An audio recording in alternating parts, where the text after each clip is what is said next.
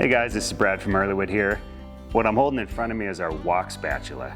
We spent almost a year going back and forth on designs with Kenji Lopez-Alt, the guy that literally wrote the book on the wok, and came up with this design to be perfect for cooking out of a wok. First of all is its length.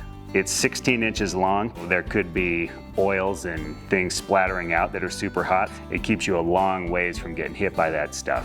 We designed this corner here to exactly fit in a 14-inch wok. You're making contact with the entire spatula, so it's great for moving stuff around quick when it's that hot, and it's got a huge surface area here, so you've got plenty of front there to pick things up and serve right out of the wok.